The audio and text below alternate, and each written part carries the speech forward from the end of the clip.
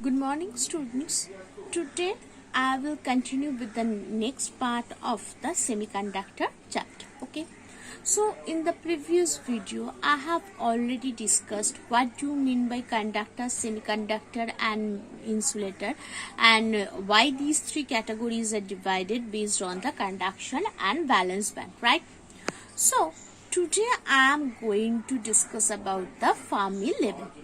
So what is this Fermi level? Fermi level is the energy level where the capability of finding the electron is more, right? So based on this Fermi level, the probability of finding the electron within element or within a matter is possible, right? So what is the mathematical expression for this Fermi level? Let us see. So the expression of this Fermi level, that is defined as FED, that is defined as 1 by 1 plus EXP. EXP means e to the power, right?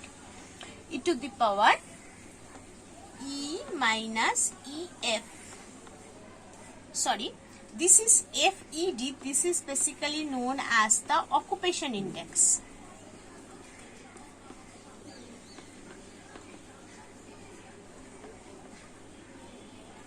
Occupation index, right?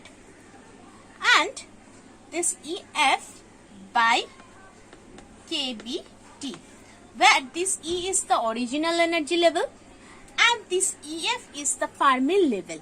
So the difference between the existence of the original energy level and the Fermi level. So that is basically E minus EF. This Kb is the Boltzmann's constant and this T is basically the your absolute temperature, right?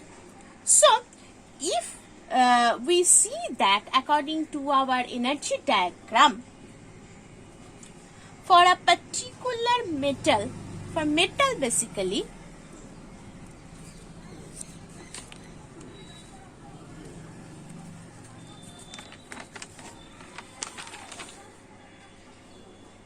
for metal, the Fermi level is lying basically, if I consider this is the conduction band and this is the valence band. For for metals basically, as conduction band and valence band basically overlap each other, so this Fermi levels is near about to conduction band basically, or it overlaps with the conduction band, right? For metals. For non-metals, what is happening? It basically overlaps in the valence band. Okay, and for semiconductor, it is in between the conduction band and valence band. So that is the basic difference of the Fermi level.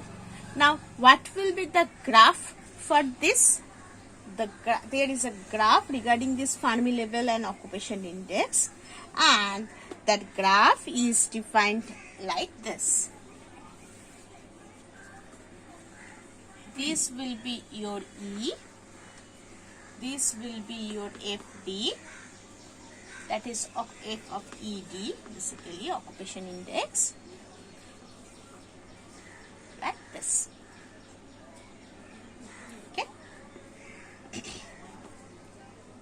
This is a particular EF at this point.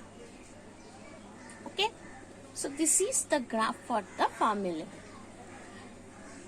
Now I will continue with the next part, that is the types of semiconductor. So basically there are two types of semiconductor. So our target is to understand about the semiconductors, right? So there are basically two types of semiconductor. First one is that intrinsic semiconductor, which is known as the purest one, and the second one is the extrinsic semiconductor, which is basically the impure one. And extrinsic semiconductor further divided into two subsets, that is N-type and P-type. What is that classification for this N-type and P-type? It basically depends on the carrier or what type of carriers are there. If it is the electron, that will be the N-type, and if it is the holes, what is this holes? Holes is basically the positive charge. You may say that actually not proton. Please be careful that positive charge means it's not the proton. It's basically, you may consider it as the absent of electron. Wherever the absent of electron is there is nothing but a positive charge will create hypothetically. So that is concept is known as the holes. If the carrier for the semiconductor becomes holes, then it will be the P-type semiconductor. Right? Now let's see these different types of semiconductor within a chart. So if there is the semiconductor,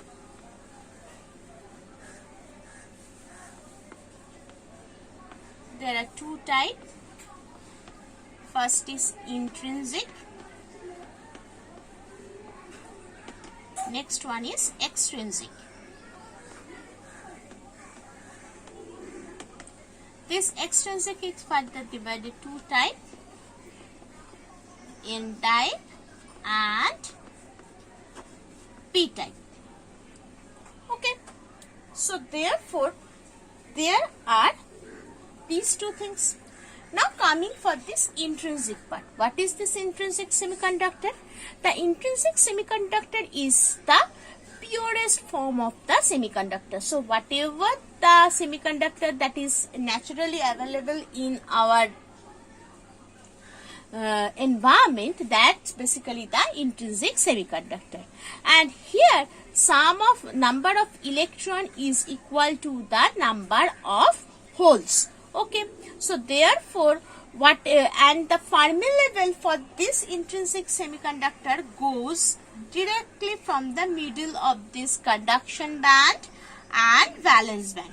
So for this semiconductor, the functionality is quite low, because you may consider that some of the electrons are present in the conduction band.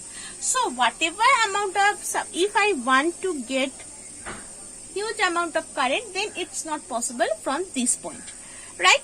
So therefore we need to advance our thoughts. Therefore the result is this extrinsic semiconductor. This extrinsic semiconductor is nothing but the impure. Why it is called impure?